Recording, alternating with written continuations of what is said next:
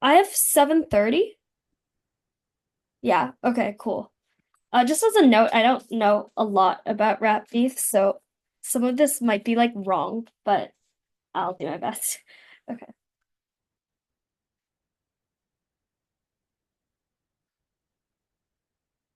Four things in this speech. First, a quick characterization of what the rise in mainstream media coverage actually looks like regarding these rap beefs. Then three arguments. First, on why the coverage is on net likely to be pretty misinformed and bad and generally dilute the messages of these music and these rappers. Second, why the coverage is likely to lead to significant harm to various individuals. And third, why this is just overall worse for hip hop culture. First, I want to talk about characterization. What does it generally look like to see this rise in mainstream coverage? So in general, we see that there's increased news coverage, increased articles, increased like interviews and things like that on modern rap beefs, i.e. the ones between, for example, Kendrick and Drake or Nicki and Megan Thee Stallion a while back. Often this could also involve like the media themselves going in to investigate the facts of each of the accusations made in these rap lyrics, basically covering like new songs that come out and explaining the details behind like each of the insults that they give, etc. In general, this also means that there's increased attention from a diverse audience that follows. So for example, like there are many social media trends of people dancing to Not Like Us, people commenting or like throwing insults at each other, and these become and significantly more individuals get involved in these kinds of like taking sides and in these rivalries. What is the comparative?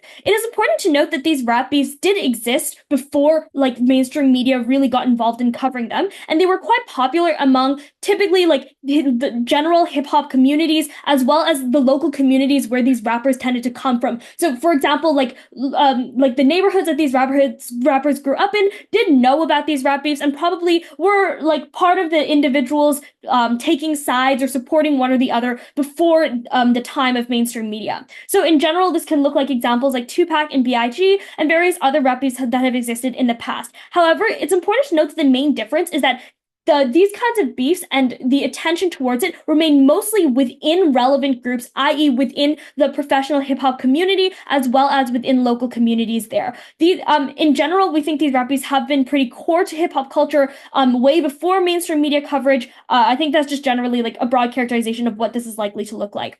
First argument then on why the coverage is likely to be on net misinformed and bad and generally worse for the message of these movements. The first thing to note is that the media often has significant incentives to dramatize these kinds of rap beefs and focus much more on the shock value of the individual insults thrown rather than on deeper messages behind it. So when like Kendrick Lamar makes a nice comment about like a minor, that's what every single like news article is going to talk about because it's something that's catchy. It's something that will get you clicks immediately. It's maybe smart or clever for them to say it, but they don't focus about much deeper messages behind it, i.e. the deep-rooted like clash between, for example, individuals within the rap community who have pursued success and profit versus individuals who focus much more on maintaining their roots to their local community, even if it comes at the cost of like being able to get more clicks or more streams. So those are the kinds of like conflicts that they're less likely to talk about, even though the rap songs themselves or even though the diss tracks themselves do address these issues on a deeper level. The second thing to note is that many of the individuals who are reporting on this in mainstream media are also probably likely to be misinformed. You have a first mover advantage, which is say when a new song comes out, you want to be the first news site that reports on it. You want to be the first one to put out an article because that's probably going to get you more clicks than when you're the 20th one to do so. But that also means that there's time pressure to not like properly research into the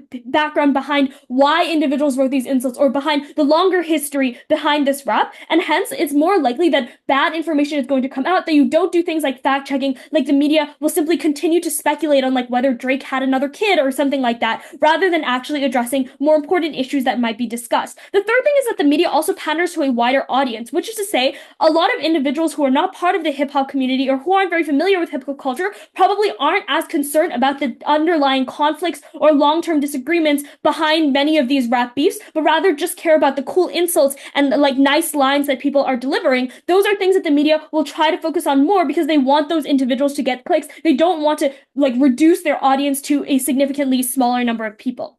This is in general harmful because it means that the coverage of these rap beefs becomes very artificial and also superficial, which is to say you don't actually get to address like underlying issues that individuals within the African American community or within the hip hop community may have with each other, but rather it's just about like whether Drake is a better like whether Drake is a better diss track writer than Kendrick, and it often becomes much more like trivial in these cases. The second thing to note is the second argument I want to talk about is why this coverage is likely to lead to significant harm. The first is that it's probably likely to lead to less accountability rather than more, which opposition may claim. Why is this the case? First is that when there are significantly more individuals actually looking at these rap beefs, reading these news articles, and getting involved, you have more you're more able to create cults of personality, which is to say, people on social media are more likely to quickly take sides. You have huge fan bases that are specifically supporting Drake or specifically supporting Kendrick Lamar, and many of these are also likely to be newer fans who defend these artists blindly rather than having been there from before and knowing the history of what they have done. I.e., many of these newer fans may not be aware of the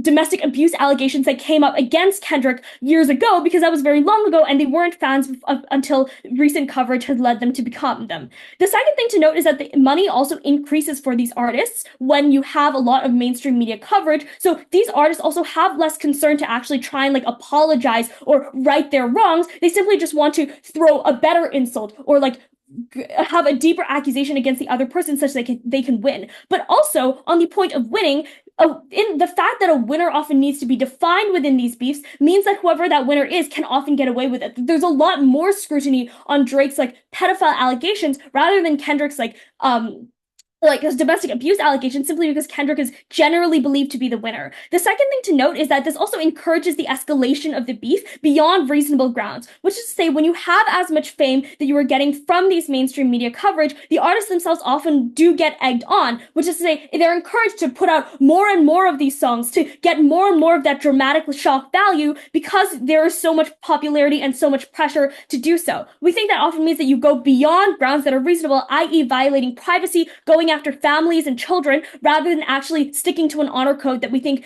existed before. In addition to that, just note that the fans themselves who are commenting on these issues, many of them probably are newer and also don't follow this kind of honor code or aren't very familiar with general rules and boundaries that people believe exist within hip hop culture and hip hop communities. So that means that you get a lot of fans doing pretty crazy things, i.e. Drake being shot. Or Drake being attacked. I'm not sure exactly what happened. The third thing I want to talk about quickly is why this is generally worse for hip hop culture. It's important to note that when there is such massive attention from mainstream media, this often encourages entertainment companies to push the artists themselves to put out more and more of these diss tracks and encourage controversy. This often overwhelms and outweighs other kinds of tracks that they put out, i.e. albums like To Pimp a Butterfly, which actually do talk about significant issues within the African American community, because much more about pushing out cheap and quick shots, which do nothing to help individuals on the ground. For these reasons, vote Gov. Ooh, 8:30. I'll do some responses, whatever. I'll do some responses and then my case, something like that. Time starts in 3, 2. So a couple of years ago, a couple of decades ago, when Biggie and Tupac entered into their beef, it ended with them both shot dead because the escalation that happened within the hip hop community was one that was filled with gang violence and filled with actual violence on the streets. Today, when they are egged on by the media, it means release another diss track. And because of the increased accountability that comes with mainstream media, we're very proud to oppose. A couple of pieces of extraneous rebuttal before getting into the case. First, on coverage being bad and misinformed, I want to be very clear here. The worst harm that they have articulated is that escalation increases and that there may be more violence as a result. The harm they talk about at the bottom of their case with respect to people ignoring To Pimp a Butterfly is empirically not true, because what happens is when more people have more eyes on you as an individual artist, they often as a result look to other things that you have put out in the media, which is why when Kendrick Lamar dropped Not Like Us, all of his past albums saw increases on the Billboard Hot 100 and saw more songs entering into it because they looked at his artistry beyond just the one song, even if they were looking to find another part of the beef. It doesn't really matter. And at the top level, if it is sensationalized and the articles are very simplistic, it doesn't really matter, because if you, one, are a fan who cares about the beef, you're going to do more independent research beyond that. And two, if you're a fan that does not care about the beef, the comparative is not a one article versus more deep discussion. It's one article versus nothing. So on the margins, even if the media accounting is bad as they say, it doesn't matter because more people are in the culture and are willing to listen to hip hop in the first place. And even if a small percentage of those people become regular fans, those are people who would have dismissed hip hop otherwise, because on our side of the house, when mainstreaming exists, you get more accountability, more fans, and a better form of artistry in the hip hop community writ large. Now, what do we want to tell you in the overview level? Two things here. One, that rap beefs largely are non-unique, and two, that the way in which mainstream media covers this is largely good.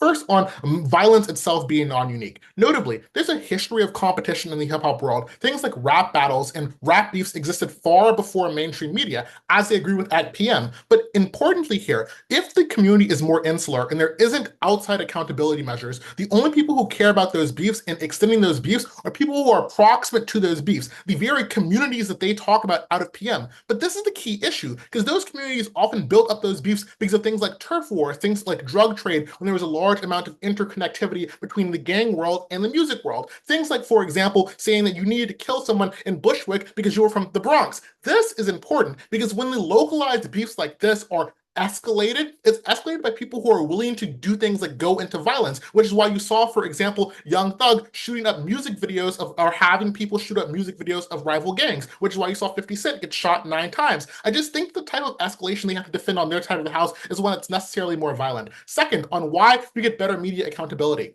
What happens here? They say that you have a sensationalist incentive to release very simplistic articles. Issue: the way that people engage with media is they largely engage with media that they trust on the topic that they are engaging with. Because I would not go to, for example, MSNBC over National Geographic if I cared about something that was science related, which means that people are often going to look to localized forms of authority on rap beefs. They won't look to places that aren't seen as genuine. This is important because it means that mainstream media has two options. One, they collaborate with artists who exist in the space, artists who know things about the beef, which just gives them the ability to platform their thoughts and platform their opinions. Like, for example, having mainstream media outlets go to Complex, a smaller rap-based outlet, and ask them for opinions on a story, or having one of their writers write for them. Or broadly interviewing other people in the rap community. Because I agree, there is an incentive to be the first mover, but that incentive itself is not isolated. It means that you have to be the first mover and be accurate in order for you to maintain that trust, which means that there is a crossover between the rap world and the broad world, which then again brings more people into the rap world and into that form of entertainment.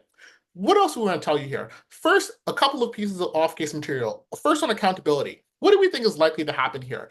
When it is the case that mainstream media has to look into rap beefs, then there's going to be a much broader eye on the things that happen in rap beefs. Notably, the eye does not care or have cults of personality towards the rappers in question. So when it's just in the rap community, the rap community has its own idiosyncratic beliefs about what they should do with regards to beefs, to snitches, to violence that happens as a result of them. The mainstream media doesn't care about those incentives, isn't familiar with those incentives or that form of culture. All they see is whether or not violence actually happens, which is why a lot of people dance Not Like Us. But if Drake were actually shot, most people would say that is too far and that is bad, and Kendrick is the bad guy for it. Beforehand, if those people were shot or attacked, it was just a part of the culture. So there's an increased amount of accountability on our side of the house when other eyes are looking into the beef and other eyes are talking about the beef. It creates a limit for how far is too far, which is why when Young Thug was having people shoot up his rivals and he became mainstream, he got hit with a RICO and is now in jail. We just think it's on that good for those types of people to be stopped before they can do the worst forms of their violence, flipping their last argument on accountability. Next, on why it's good for rap. First, I want to explain to you that rap itself is a competitive activity and that there are two forms of fans who want to engage here. First, rap fans who are already rap fans, and second, fans who did not care about rap in the first place. I want to talk about that second group more because notably, the way that rap is perceived by the world writ large is a lower art form, or an art form that isn't as historically depth or culturally important. And so lots of people, because of the bubbles that they grow up in, never listen to rap in the first place. They would never have the first introduction into the rap community if they didn't have something that was positive or viral that they could listen to in the first place. This means that for this group of people, they would never listen to rap on their side of the house when there's no mainstream coverage of these beefs. On our side of the house, they get to listen to one or two catchy viral songs that are a part of the beef, like the famous Not Like Us, or a few years prior, Drake dropping Back to Back, or Nicki Minaj dropping very famous diss tracks. All of these things mean that people who would not normally listen to rap listen to these songs. And it means that for some of these people, they become long-term rap fans or look into other forms of rap because they enjoyed it as a piece of media. Notably, we're going to bite the bullet here and say that some people will be turned off or that for some people this message is too violent or it leads to them stereotyping. That's still okay because for this subgroup of people, two things happens. One, either they already have preset beliefs about why rap is bad or people who do rap are bad and they would never change those beliefs, so it's symmetric, or two, the discussion around this leads to them looking to other forms of rap. Because when you say, I didn't like Not Like Us because all of rap is like that, people in the comments of that post are going to tell you, no, there are other rappers who have other forms of styles or other styles or more melodic or more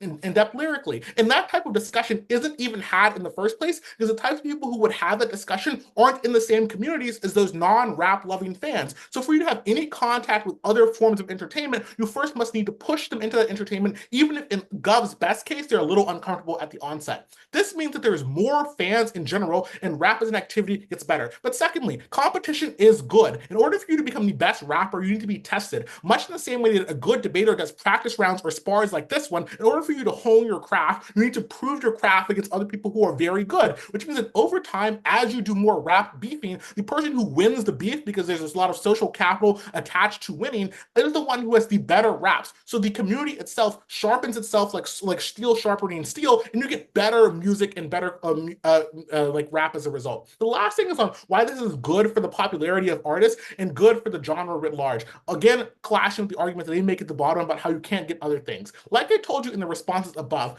broadly it's the case that when you get some popularity, people look to other forms of work. But beyond that, the economic incentive of people who are pushing rap beefs is for them to have other songs that you can push people towards, because you cannot beef indefinitely because people get bored of it. So there's a economic incentive from the same like record labels that push the beefs initially to then push those artists in general, because those artists become more profitable, they get signed at higher rates, and they're just given the money, capital, and space to do the type of art they want in the first place, whereas otherwise they would not be let in the door. Very proud.